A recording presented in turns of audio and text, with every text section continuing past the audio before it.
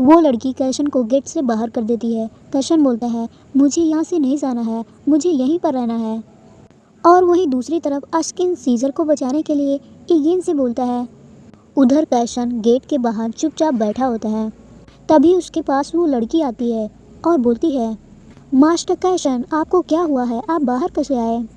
कैशन बोलता है, मेरे पास रहने को कोई जगह नहीं है, इसलिए मैं गेट के बाहर वेट कर रहा था जिससे वे मुझे वापस रख लें, बट वे लोग मुझको यही बोल रहे हैं कि मैं यहाँ से चला जाऊँ, सो मुझे यहाँ से कहीं और जाना होगा। वो लड़की उसके शरीर को टच करती है और बोलती है, मास्टर कैशन, आपको तो बुखार है, आप यहाँ पर कब से हो? कैशन रोने लगता है और बोलता है, मैं यहाँ से नहीं जाना चाहता, मुझे यहीं पर रहना है। अगर मैं यहीं पर वेट करूँगा तो शायद वे लोग मुझे वापस रख लें, मुझे यहाँ से नहीं जाना है। और उस लड़की को गले लगाकर ज़ोर ज़ोर से रोने लगता है। वो लड़की बोलती है, ऐसा नहीं होने वाला, प्लीज़ आप मेरे साथ चलो। कैशन मन में सोचता है, शायद मैं यहाँ पर वापस कभी नहीं आ पाऊँगा और ना ही उसकी स्माइल देख पाऊँगा। उधर ईगेन वहीं पर खड़ा होकर चुपके से उसे देख रहा होता है। वो लड़की कैशन को वहाँ से लेकर चली जाती है। अब दिखाया जाता है कि ईगेन अपने रूम में होता है। तभी वहाँ पर कैप्टन आता है और बोलता है, मास्टर ईगेन, क्या आप जग रहे हो? ईगेन बोलता है, या अंदर आओ। कैप्टन उसको देखकर बोलता है, आप भी कैसे गए, क्या आप बाहर गए थे? आप ठीक नहीं लग रहे हो, अगर आपको कोल्ड हो गया तो। ईगेन बोलता है, तुम यहाँ क्यों आए हो? कैप्टन बोलता है, हमें उस आदमी से एक मैसेज मिला है जो कैशन का पीछा कर रहा था। उसने बोला कि कैशन एक लड़की के साथ टाउन चला गया। मैंने उसको बोला है कि उसका पीछा करे। ईगेन बोलता है, वो घटिया इंसान हॉकर, जैसा कि उसने मनी के लिए बोला था, तो उसकी पोजीशन देखकर ऐसा तो नहीं लगता कि उसके लिए बहुत सारे लोग काम करते होंगे। अगर ये लड़की ही है जो हमेशा उसके साथ रहती है तो वो बहुत ही वफादार होगी। अगर हम उसे पकड़ लेते हैं तब भी हमें कोई फ़ायदा नहीं मिलेगा, क्योंकि वो अपने मास्टर को कभी धोखा नहीं देगी। और कैप्टन से बोलता है, तुम अब जा सकते हो, मुझे आराम करना है। कैप्टन बोलता है, ओके मास्टर। कैप्टन वहाँ से चला जाता है।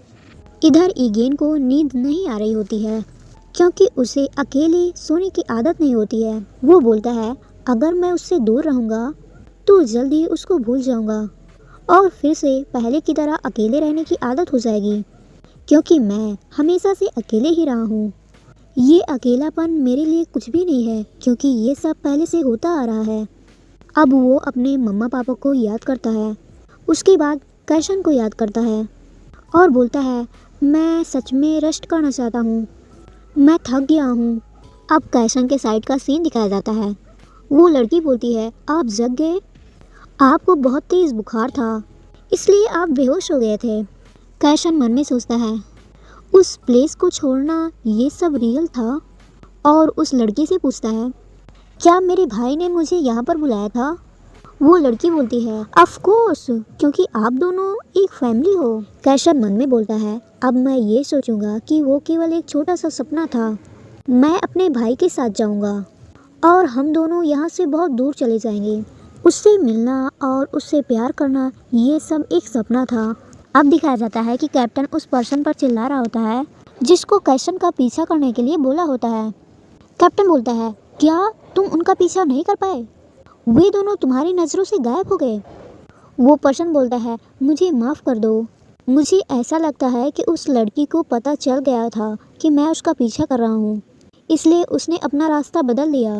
कैप्टन बोलता है, मुझे तुम्हारा बहाना नहीं सुनना है, तुम चाहे जो करो, बस वे दोनों मेरे सामने होने चाहिए। वो पर्सन बोलता है, मुझे माफ़ कर दीजिए। वहाँ पर ईगेन भी होता है और बोलता है, तुमने उन दोनों का पीछा कहाँ तक किया था? वो पर्सन बोलता है, ड्रेन रिवर तक, जो टाउन से ज़्यादा दूर नहीं है। ईगेन बोलता है, इसका मतलब वे दोनों वहीं आसपास ही होंगे। वो पर्सन बोलता है, हाँ ये हो सकता है। ईगेन बोलता है, सबको इकट्ठा करो और वहाँ जाने को बोलो, इस बार मैं खुद उनके साथ जाऊँगा, मैं उस कमीने को अपने हाथों से मारना चाहता हूँ। कैप्टन बोलता है, आप वहाँ पर नहीं जा सकते, ये भी तो हो सकता है ना कि ये उनका प्लान हो। मुझे वहाँ पर जाकर पहले छानबीन करना चाहिए, और किंग भी यहीं पर है, आपको कोई भी रिस्क नहीं लेना चाहिए, और आप ठीक भी नहीं लग रहे हो, इसलिए आपको आराम करना चाहिए। ईगेन उस पर गुस्सा करने लगता है और बोलता है, ये मत भूलो कि तुम कौन हो और तुम्हारी पोजीशन क्या है। तुम्हारे मुंह से इतनी बातें इसलिए निकल रही हैं क्योंकि आजकल मैं तुम सब पर ध्यान नहीं देता। हम आज रात को ही जाने वाले हैं, इसलिए लोगों को तैयार रहने को बोलो। कैप्टन बोलता है, यस मास्टर। और वहीं दूसरी तरफ दिखाया जाता है कि वो लड़की कैशन को ऐसी जगह ले जा रही होती है जिससे कोई उसे ढूंढ ना सके। वो लड़की बोलती है, मास्टर कैशन जल्दी चलिए, हम पहुंचने ही वाले हैं। कैशन बोलता है, तुम्हारा प्लेस बहुत ही अंदर है। वो लड़की बोलती है, लास्ट वार में ये पूरा बर्बाद हो गया था और लोगों के बीच अफवाह है कि ये जगह हॉन्टेड है, इसलिए कोई यहाँ पर नहीं आता है। ये छुपने के लिए सबसे अच्छी जगह है। वहाँ पर पहले से हॉकर भी होता है। कैशन बोलता है, मेरा भाई अंदर है। वो लड़की बोलती है, अंदर चलो, मैं श्योर हूँ कि वो तुम्हें देखकर बहुत ही खुश हो जाएंगे। कैशन धीरे से बोलता है, ब्रदर हॉकर। उधर हॉकर सीजर से बात कर रहा होता है और बोलता है, मुझे उस कैशन को वापस क्यों लाना चाहिए। एक बार वो ईगेन मुझे पैसे दे दे, उसके बाद उस कैशन के साथ कुछ भी हो मुझे कोई फ़र्क नहीं पड़ता। वो उसके प्यार में पड़ गया था और उसने अपना शरीर ईगेन को बेच दिया था। अगर मैंने उसे देख लिया तो मैं खुद ही उसको मार दूंगा। सीजर बोलता है, तुम कितने निर्दयी हो, वो अभी भी तुम्हारा भाई है। हॉकर बोलता है, भाई मैंने उसको कब का छोड़ दिया। वो उस ईगेन के साथ रह रहा था, सो मैंने सोचा कि मैं उसका यूज़ कर लूँगा। सीजर बोलता है, मैंने कैशन को बहुत बुरा भला कहा है, बट अब मुझे उस पर दया आ रही है। हॉकर बोलता है, दूसरों के बारे में चिंता करना छोड़ो, पहले अपने बारे में चिंता करो। अगर तुम नहीं चाहते कि मैं तुम्हारी सारी उंगलियां काट दूं, तो चुपचाप बैठे रहो। भले ही मैं तुम्हारी सारी उंगलियां काट दूं, फिर भी तुम काम करने के लायक रहोगे। सीजर बोलता है, भले ही तुम्हारी धमकियां काम करें और तुमको पैसे मिल जाएं, फिर भी तुम यहाँ से जिंदा नहीं भाग सकते। क्या तुम्हें इस बात का एहसास हुआ। हॉकर उसका फेस पकड़कर बोलता है, ये तुम्हें सोचने की ज़रूरत नहीं है, क्योंकि मुझे नहीं लगता ये सब होने वाला है। जब तक तुम मेरे पास रहोगे मुझे कुछ भी नहीं होगा, क्योंकि वो जो तुम्हारा किंग है वो तुम्हारी बहुत ही केयर करता है। कहीं तुम दोनों उस ईगेन और कैशन की तरह रिश्ते में तो नहीं हो। सीजर गुस्से में बोलता है, तुम्हारी हिम्मत कैसे हुई किंग के बारे में ये सब बोलने की। किंग इस तरह के इंसान बिल्कुल नहीं है। हॉकर बोलता है, ऑफ कोर्स वे ऐसा नहीं है, बस मैं ये जानने के लिए थोड़ा उत्सुक था क्योंकि तुम बहुत ही क्यूट हो। और उसके नेक पर किस करने लगता है। सीजर बोलता है, तुम्हारी हिम्मत कैसे हुई ये सब करने की।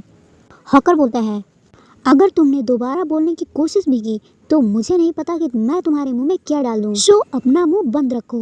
वैसे उसे तुम्हारे अंदर क्या पसंद है। हॉकर उसके साथ बदतमीजी करने लगता है और बोलता है, मुझे अब टाउन जाना चाहिए क्योंकि वो अभी तक नहीं आई, और जाकर पूछना चाहिए कि क्या कोई उन लोगों की तरफ से मैसेज मिला या नहीं। और सीजर से बोलता है, चुपचाप यहीं पर बैठे रहना, मैं जल्दी वापस आता हूँ और फिर से तुम्हारे साथ खेलूंगा। सीजर बोलता है, अगर किंग को पता चलेगा ना तो तुम्हें मार देंगे। हॉकर बाहर आता है और बोलता है, वो इतना लेट क्यों हो गई, वहाँ पर क्या हुआ होगा। उधर कैशन उन दोनों की सारी बातें सुन लेता है और रोने लगता है। वो लड़की बोलती है, प्लीज़ मत रोइए, उनका ये मतलब नहीं था, वो सच में तुम्हारे लिए चिंतित थे।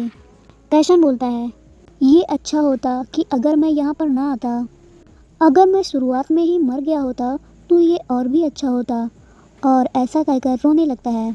वो लड़की बोलती है, मास्टर कैसन। वो लड़की अपने पास्ट के बारे में बताने लगती है। इसी तरह का दिन था जब मैंने अपने भाई का हाथ छोड़ दिया था और खो गई थी। मैंने उनका वहीं पर वेट किया और सोचा कि वो मुझे लेने आएंगे, बट मेरे भाई कभी नहीं आए।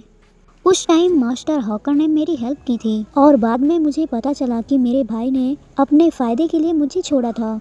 तब मैंने डिसाइड किया था कि मैं केवल मास्टर हॉकर पर ही बिलीव करूंगी और चाहे जो हो जाए मैं केवल मास्टर हॉकर के साथ ही रहूंगी। वो बिल्कुल मेरे भाई जैसे हैं।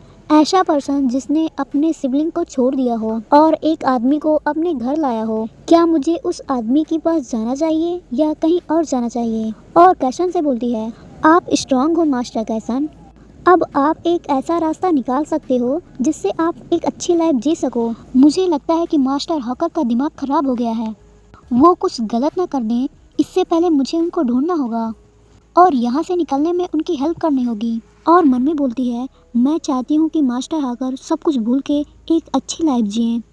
मैं उन्हें निर्दयी बनते हुए नहीं देखना चाहती। उधर ईगेन अपने लोगों को लेकर उस रिवर तक पहुंच जाता है। उसमें से एक सैनिक बोलता है, मास्टर ईगेन, यही है वो रिवर, बट बहुत बारिश हो रही है, इसलिए अभी हम इसे क्रॉस नहीं कर सकते। इधर हॉकर को पता चल जाता है कि वे लोग रिवर तक आ चुके हैं।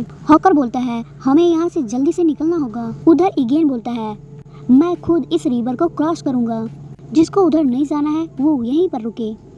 तो गाइस, आज के लिए बस इतना ही। मिलते हैं अगली वीडियो में, तब तक के लिए टेक केयर, बाय बाय।